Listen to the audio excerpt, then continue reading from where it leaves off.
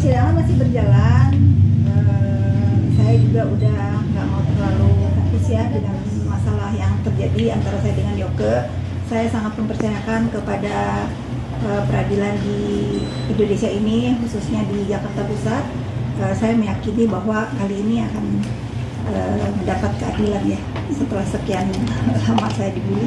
Mudah-mudahan apa yang terjadi sekarang juga menjadi pelajaran buat saya untuk lebih berhati-hati nanti setelah dia menjalankan hukuman. Sidang terakhir kan ada statement dari Yoke keinginan untuk mengundang MM sebagai saksi. Bagus, biar kalian semua tahu, masyarakat Indonesia yang tadinya saya membela terdakwa Nikita untuk untuk jangan sampai usahanya yang waktu dia bangun itu kacau sama Yoke. Pada akhirnya mereka jadi bersahabat dan jadi bestie, saling mendukung. Bagus, dua-duanya kan menjadi terdakwa dan dalam tahanan, ya bagus. Sekaligus kan membuktikan bahwa kebenaran akan menemukan jalannya, kejahatan juga akan mendapatkan balasannya. Tapi ada teman dari kan juga bilang saya nggak kenal. Nggak kenal. Saya nggak kenal sama Yoke. Kalian mau lihat DM-nya? Nanti saya liatin ya. Berarti nggak sesuai ya Kak Kafit semua? Ya sudah kan, kalau ada peribahasa kalau maling ngaku penjara penuh gitu ya, yain aja lah. Kan sekarang terbukti kan yang katanya si Nikita Mirzani ini apa-apa yang keluar dari mulutnya benar, nggak ada yang benar kan? Nggak ada yang benar kan? Dari urusan sepele aja dia kenal tidak sama Yoke, kan dia tahu itu kan reseller dia dulu. Kenapa hal kecil aja dia harus berbohong ya? Jejak digital kan ada. Kak.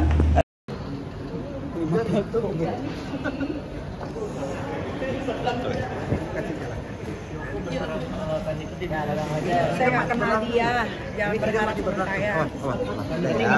Berarti nggak mau dilibatkan Kak dalam kasus Yoke? Nanti aja. Oh ya.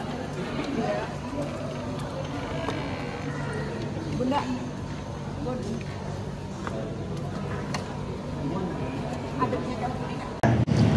Dari Nikita Mirzani. Next nih. Harapan kakak untuk permasalahan ini sebenarnya apa sih? Ya, itu. Harapan saya? Ya. Tidak ada copet-copet, tidak ada preman-preman di dunia maya, karena kita menghadapi preman dunia nyata udah cukup lah, jangan ditambah-tambah lagi ya. Kasihan para pengusaha kalau punya dua preman dunia nyata dan preman dunia maya. Ini jadi contoh ya buat siapapun yang menggunakan sosial medianya untuk melakukan tindakan-tindakan tidak baik, melakukan tindakan-tindakan kriminal, ini jadikan contoh. Tapi Kak, kalau melihat perilaku terdakwa sendiri pada saat di ruang persidangan banyak banget kayak mengejek JPU kayak gitu-gitu, itu berpengaruh nggak sih Kak sama putusannya sendiri? Ya, itu juga nggak usah dipertanyakan lah, itu mah kan kita tahu ya, namanya jadi terdakwa kan harus berkelakuan baik biar menjadi catatan nanti. Menimbang, jangan menimbangnya itu tidak berkelakuan baik, kan konyol. Kalau menimbang selama dalam persidangan berkelakuan baik kan bagus, tapi kalau menimbang selama persidangan tidak berkelakuan baik, ya apes yang dicari. Kalau dari penilaian Kak Fitri sendiri, sepanjang mungkin ikuti kasus dari Nikmir sendiri, bisa dikatakan kayak lama juga nggak sih ini persidangan Kak? Nggak lama lah, memang kan yang dijerat pasalnya ngeri ya, TPPU dan pemerasan. Coba deh kalian ikutin, sidangnya TPPU itu paling cepat berapa bulan? Berapa bulan? Kalau nggak 3 per 6 bulan deh. Nah udah kan, ya sudah kan, nggak ada anehnya kan. Ini kan bukan kayak si Yoke, sidang ITE. Ini kan sidang TPPU. Tapi kan juga banyak mempertanyakan soal masa penahanan dia nih, ya kan. Untuk dalam proses pengadilan ini, Mbak Fitri melihatnya akankah dia lepas dari masa tahanan, apakah lebih diutamakan fokus? Teman-teman semua, Majelis Hakim yang mulia dan Ibu dan Bapak JPU itu pasti sudah memperhitungkan semua. Ini kasus yang disaksikan oleh seluruh masyarakat Indonesia. Kan nggak mungkin dong mereka tidak punya perhitungan ujuk-ujuk si terdakwa ini lepas karena masa sidangnya habis, waktunya habis, itu nggak mungkin dong. Jangan dibesar-besarin lah. Saya meyakini bahwa semua ini sudah diperhitungkan, dan saya meyakini juga pada saat yang tepat tuntutan dan vonis itu akan berjalan sebagaimana mestinya.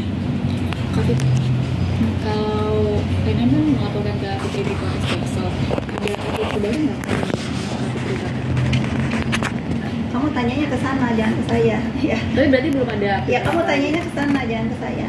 Kalau kasus sendiri ada yang nggak kan nama selalu disebut-sebut itu kan bisa dibilang karena nama baik Kak Fitri juga dikaitkan dengan. Ya saya kalau nggak berhenti melibatkan menyebut-nyebut nama saya terus ya mungkin ada baiknya saya juga melaporkan. Karena ini nggak lucu ya, ini kan mengenai masalah besar membawa-bawa nama pejabat negara yang selalu apa ya,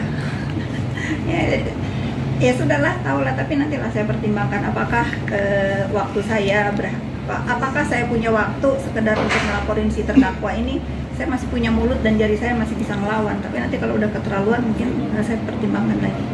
Kafit, kemarin dalam persidangan NM juga pihak kuasa hukum NM itu memberikan bukti rekaman suara dan NM sendiri juga kemarin katanya mau dipanggil diperiksa KPK ya, juga. Baguslah. Mudah-mudahan lawyernya ya tidak mengikuti dan tidak ikut-ikutan menelan mentah-mentah berita yang tidak jelas. Itu kan saya lihat lawyer-lawyer cukup ternama ya, cukup pinter lah untuk memilih mana sih berita yang benar, mana yang enggak. Kalau saya sih boleh menyarankan ya, jangan downgrade, harusnya terdakwa ini yang upgrade, ikut kalian, jangan kalian yang downgrade, ikut permainan terdakwa. Kan kalian pembela untuk kepentingannya terdakwa ya. Sudah cukup lah terdakwa berulah, terdakwa melakukan hal-hal yang tidak baik di majelis hakim yang mulia, tidak ada yang melarang, itu sudah cukup lah. Saya jadi kasihan sih sama si terdakwa Niki ini, kok nggak ada yang bisa mengendalikan dia untuk chill gitu ya, fokus pada kasusnya. Sebentar lagi dia dapat tuntutan, sebentar lagi vonis. Tuh jangan melebar. Kalau saya lihat kan akhir-akhir ini melebar ya kemana-mana. Tapi Kak Fitri melihat dari posisi melebar itu dari sisi kita mata masyarakat sendiri bahwa dia merasa nggak bersalah makanya dia mau perilakunya kayak gitu gimana? Maling mana ada yang ngaku sih? Kan di fakta persidangan sudah jelas bagaimana percakapan kemarin dibacain, chattingan antara dia sama Mail, sama Dr. Oki, ya, sama Samira, kan udah tahu ya. Udahlah, kita itu belajar pintar ya, jangan kita itu asal ngomong tapi kita